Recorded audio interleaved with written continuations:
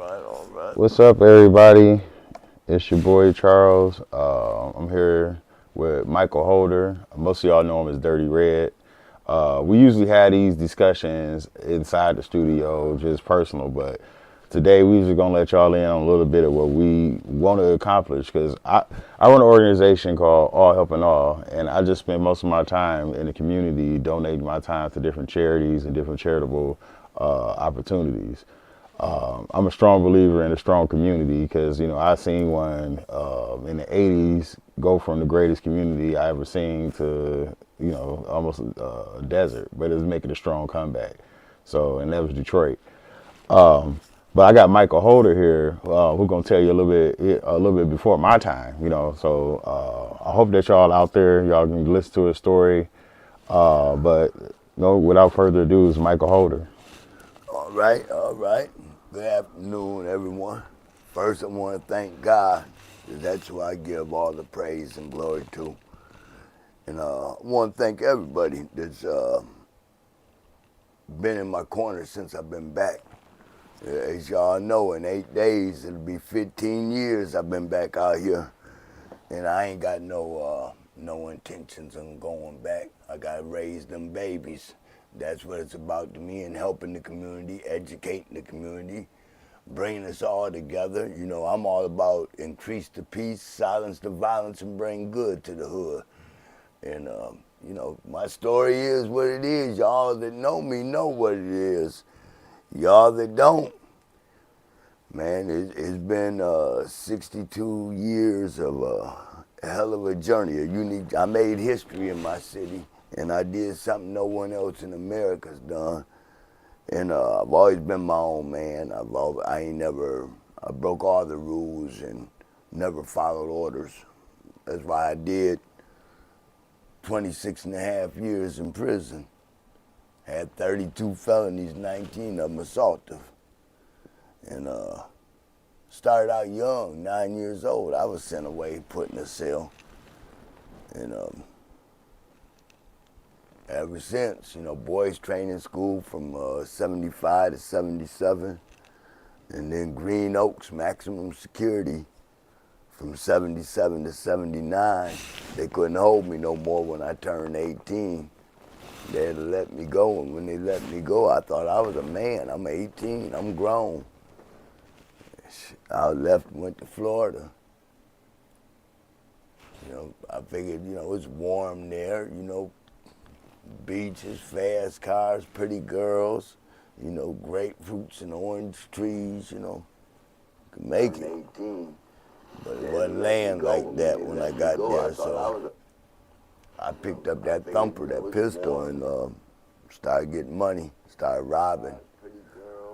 And people started seeing me with money, wanted what I had, so I pulled them on with me. You gotta have heart, gotta go in there and get it. And they started going with me and started getting it.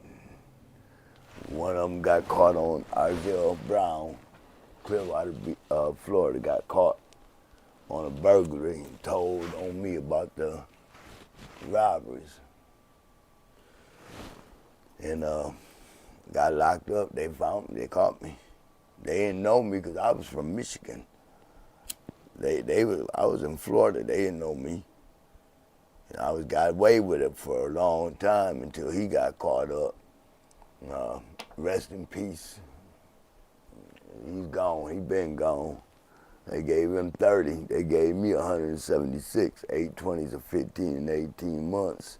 I did all the 80s. I got out March 21st, 1990.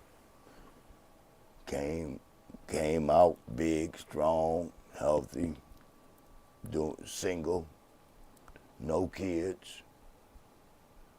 And I got out here and was doing my thing, and I had a son, Michael Jr. I was going down there to see him born, and got pulled over, pistol in my car, went back to prison, Florida prison.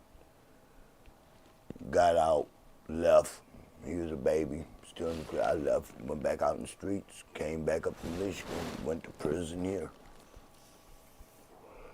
93, that's when they told me I had HIV August in prison.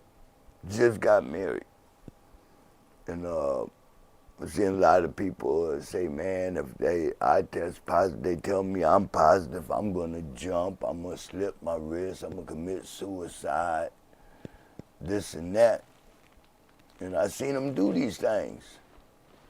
And shit, at one point, I went up on the 4th floor and I thought about jumping down. I wanted it in. I didn't want to go through that shit. I wanted it in. But when I got up there, something said, what if you jump down there today and tomorrow they come out with a cure? I can't say, hey, I want to come back alive and get this cure, so shit, I had to fight it out. I've always been a fighter. I ain't never been one weak to give up. You know, I go through it, so. And that's when I came out, that's when I learned about U equals U. Undetectable equals untransmittable. And I came out, they sent me to prison, gave me the max. Gave me an all-white jury, 11 white women, 1 white man. 5 of them admitted they was racist or biased against me. The alleged victim recanted, said she loved me, she lied, and she was jealous. They still convicted me and gave me the max and sent me to prison to die. And I came back out and did the same thing they sent me to prison for. I had unprotected sex with a white woman and had a healthy little boy born natural birth that I raised and take care of. I'm getting ready to go pick up from school here in a little bit, a few minutes. And then my daughter. 8 years later, I had my beautiful daughter born natural birth, healthy. I'll pick her up at 3:30 from school. You know, I'm 62. Raising my kids and doing what I gotta do.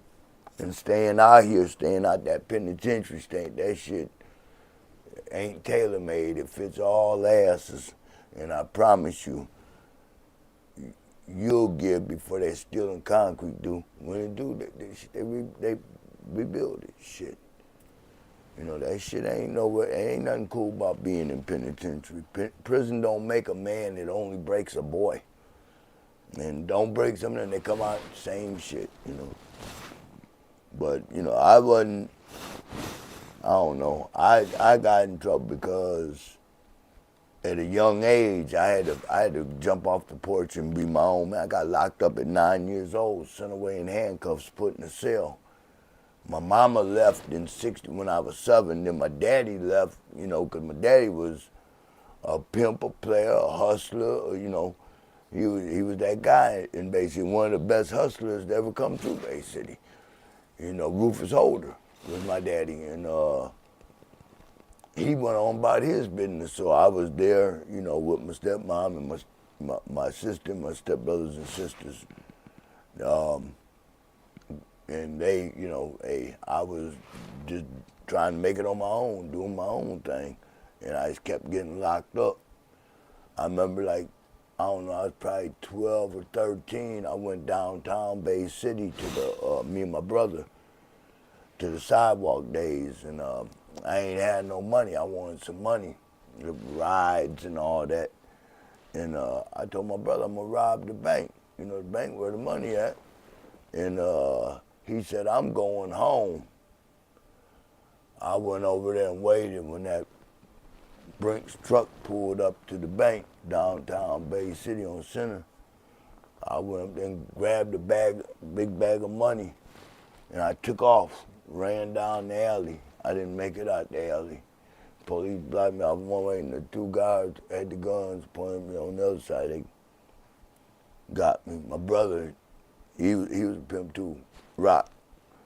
He worked as a janitor at the police station. And I got out of that. My brother that went home and left me, he retired from UPS after 43 years. He retired. I stayed locked up. You know, my whole 26 and a half years, I've been locked up. I ain't never joined the gang, ain't never joined no movement. I've always been my own man, ain't never lost a hit-up man-to-man fight. If I ever let anything slide, it was because I had bigger fish to fry. And that's not something I'm going to discuss because that they ain't no longer here with us. So that's how that go. I've always, been my own man. I don't ask for nothing. I ain't never been one like that there. I've always got it on my own, so it's hard for me to be one to ask because I've always gotten it. I've always figured it out and made it happen somehow, some way. And when you land on a cold concrete floor in your city in the jail, solitary confinement, facing 2 lives in 30 years, your best friend wear a wire, get cocaine from you, set you up. Your ex-girlfriend come and destroy you with the fairy tin form, and then come back, and it's both of them got you, and then they get together while you in jail and taunt you, and they, you sitting there facing 2 lives in 30 years, ain't got a dime in your account, ain't got a person you can call. And the doctor comes in and tells you to prepare for expiration. You got days to live. And over 23 years later, I'm out here now with a 4-bedroom home, taking care of my children, and on disability. No child support. I ain't never filed for Texas.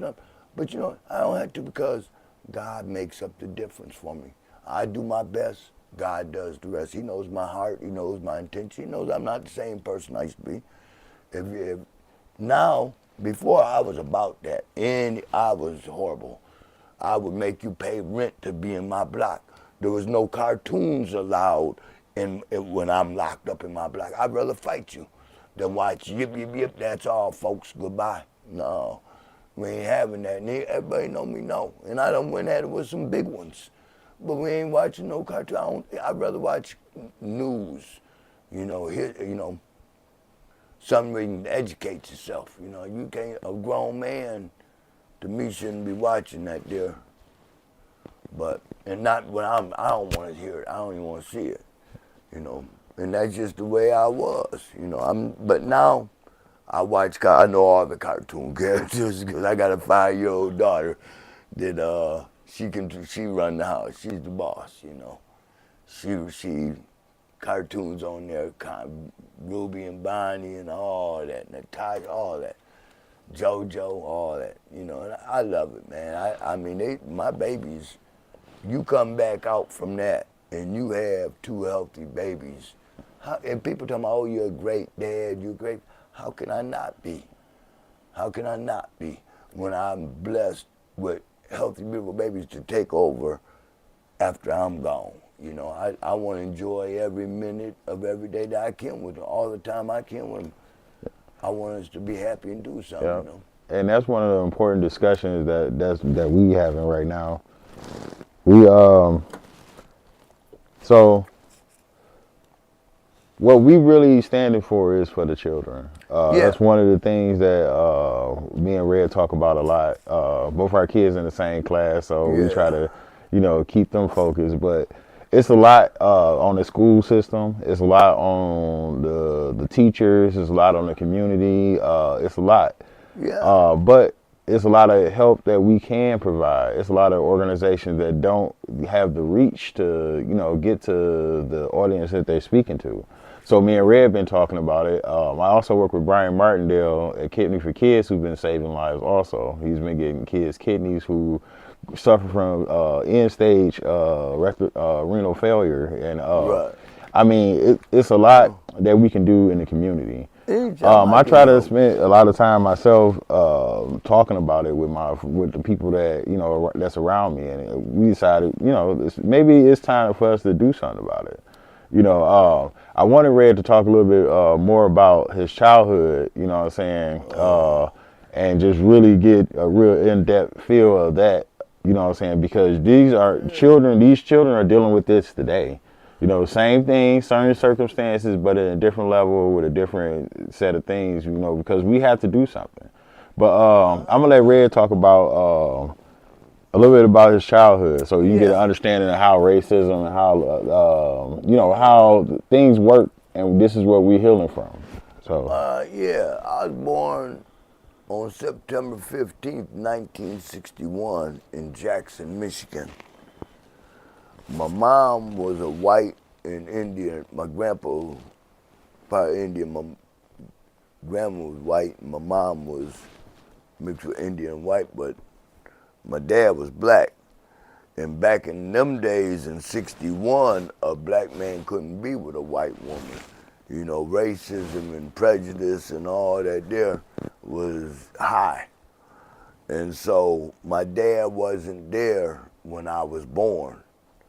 So they automatically seen me come out of a white woman, and my mom was a Shear, which was a high prominent name. They had money. And the doctor automatically assumed I was a white baby.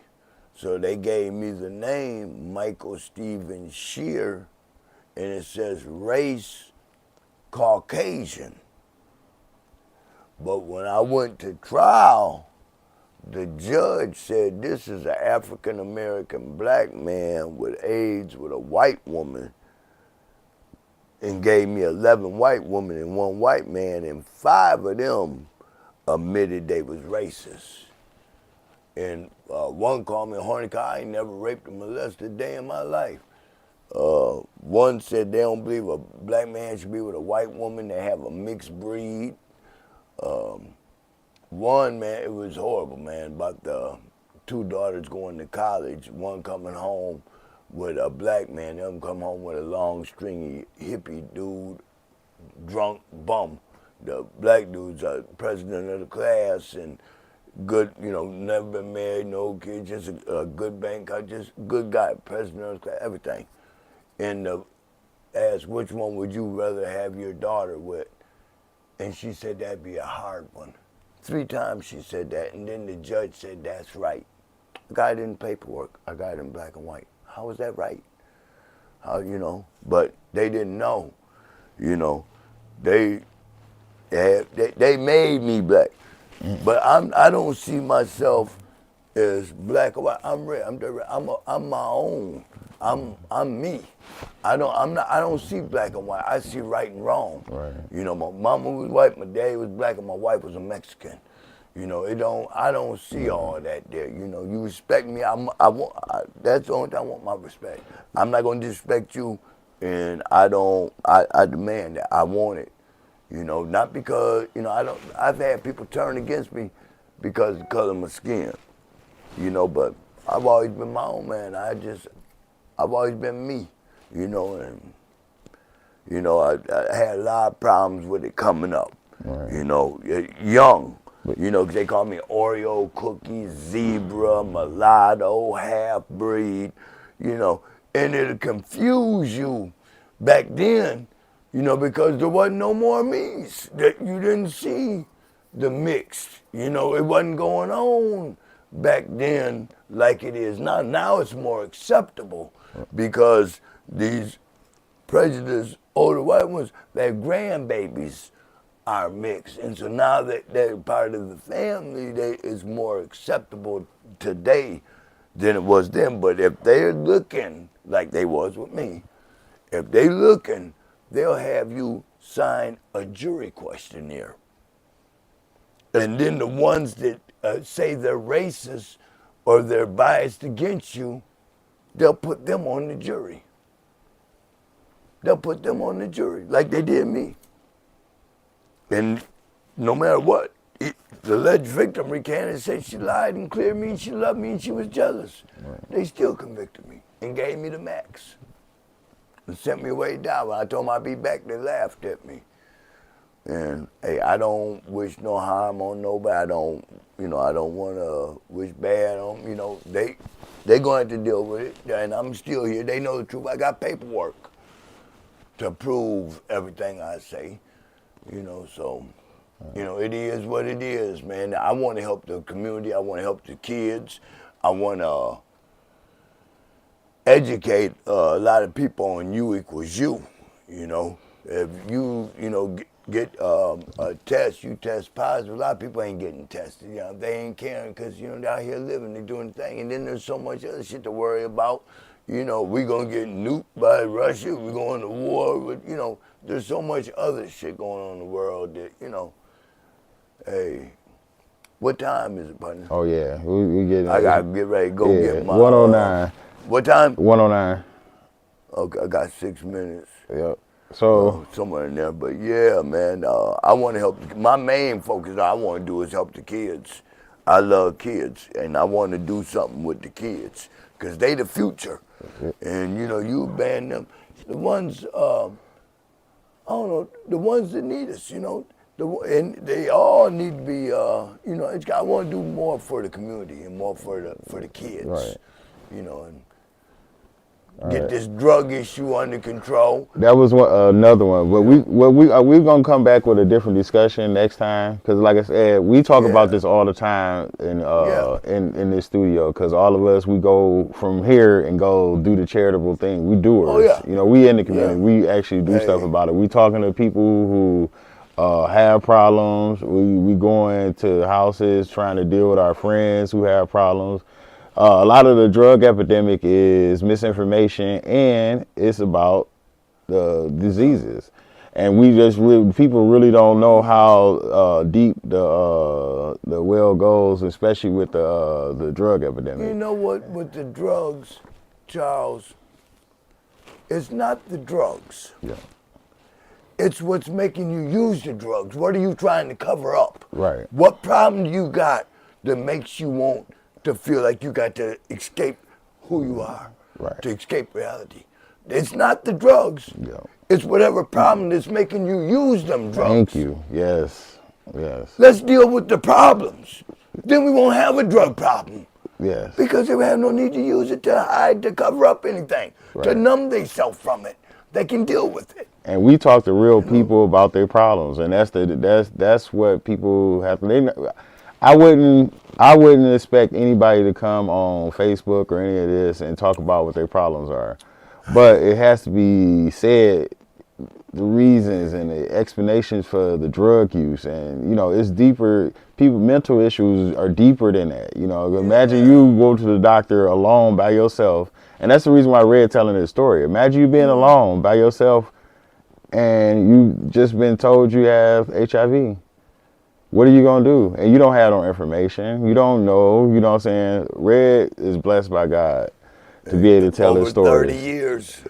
Yep. Over 30 years ago, they told me that. And hey, here I am, 62 years old, out here raising my kids, doing what I got to do, and trying to help anybody I can. Like I told the prosecutor, she called me today, Barbara Hayward. And I got a lot of love and respect for her. Even though what happened, she apologized to me, and I don't wish her nothing but the best, her and her family the best.